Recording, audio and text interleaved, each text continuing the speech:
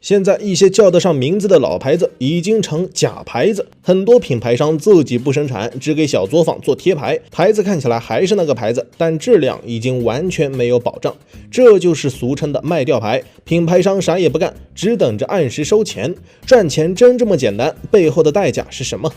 南极人作为一个保暖内衣品牌，诞生于1998年，成立4个月就拿下1亿销售额，此后10年间成为很多人买保暖内衣的首选。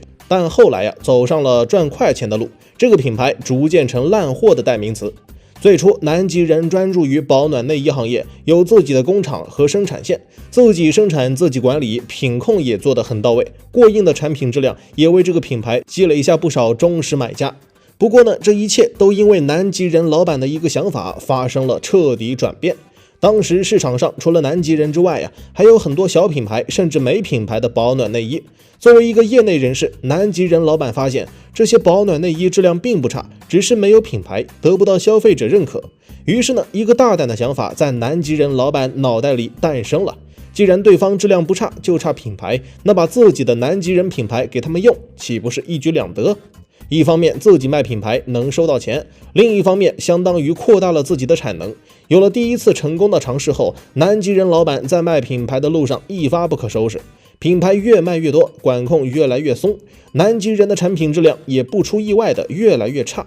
不过呢，对南极人老板而言，越多工厂使用他们的品牌，自己就能收到越多钱，至于产品质量也不是那么重要了。卖吊牌和自己生产比起来，又省心又省力，赚钱还多。南极人老板从此以后步子越迈越大，除了在保暖内衣领域之外还把品牌卖到了日用、服饰、户外和食品等行业，甚至有螺蛳粉还贴牌南极人。从此之后，万物皆可南极人。卖吊牌就如嗑药，一时卖一时爽，一直卖一直爽。只要贴上南极人的品牌，每卖出一件产品就得支付给南极人 15% 的利润。这样的抽成让南极人一年到头啥也不用生产，就能赚10几个小目标。但这真的是一件好事吗？又会带来什么影响？你知道吗？网上很多东西打着大牌的名号，卖的全是假货。其中南极人最为出名，因为自己没有任何投入，靠着卖吊牌，南极人的毛利润达到惊人的 97.06%， 这真是操着卖白菜的心，赚着卖白粉的钱。2015年，南极人悄然改名南极电商，然后通过借壳上市的方式成功登陆股票市场，成为我国股市上有名的吊牌之王。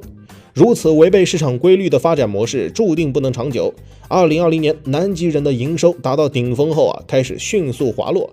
2022年开始出现亏损，然后一直持续至今。与亏损相伴而来的还有南极人屡屡登上成品抽检黑名单，因为疏于质量管理，南极人授权产品因为质量问题不断被投诉。其实早在2016年，南极人的口碑就开始下滑了。因为品牌授权商没有任何门槛，唯一的要求就是能给南极人品牌方分钱就行。这样所带来的影响就是商家不断缩减成本，质量也一再下降。从日用品到电器，大量标着南极人品牌的产品遭到大量消费者吐槽投诉，登上各地产品质量抽检黑名单。在所有人的共同努力下，南极人再也不是当初那个保暖内衣第一品牌，而是名副其实的吊牌大王、烂货之王。好好的一个品牌沦落人人喊打，一遇到就绕路走，如此境遇不免让人惋惜。当然，这一切从卖吊牌的时候就埋下祸根，一切都是咎由自取，怨不得消费者抛弃它。类似南极人这种卖吊牌的品牌，在我国其实还有好几个，其中也不乏比南极人更大的品牌，如恒源祥、于兆麟、北极绒和拉夏贝尔等。恒源祥羊羊羊，一句耳熟能详的广告词，陪伴了一代人。其生产的羊绒衫、羊绒大衣等，凭借着过硬的质量，在中高端占据了一席之地。说起来，恒源祥才是卖吊牌的第一人。不过最开始他浅尝辄止，没大规模采用这个模式。等到南极人通过这个模式发展起来之后恒源祥看着人家赚了钱，又忙不迭地把这个模式重新捡起来。而剩下的于兆麟、北极绒和拉夏贝尔等，基本都和恒源祥一样，刚开始凭借着质量积累用户，但最后都无一例外地扎进了赚快钱的泥潭，最终把自己玩死了。到这里大家就会发现，这些品牌刚开始都还是不错的，那这些品牌为什么要选择卖吊牌这条路？这其中又发生过什么？南极人是如何堕落的？相信提到这个，很多人就会想到他卖吊牌的事情。卖吊牌虽然赚到了快钱，但从长远来看，无疑是一件得不偿失的事。毕竟好不容易打造出来的品牌，因为良莠不齐的产品砸了口碑，丢了市场，最终受伤的依然是自己。我们普通人都能想明白的道理，那些打造出一个品牌的创始人没理由想不明白。明知道结果不会好，为何还要选择这条路呢？梳理这些品牌的发展之路，我们不难发现，选择卖吊牌可能也是他们的无奈之举。南极人的发展历程就能看出端倪。创立之后4个月就实现了销售破亿的奇迹。到2004年，南极人销售轻松突破10亿元，稳居行业龙头地位。但花无百日红，南极人很快就迎来了发展瓶颈期。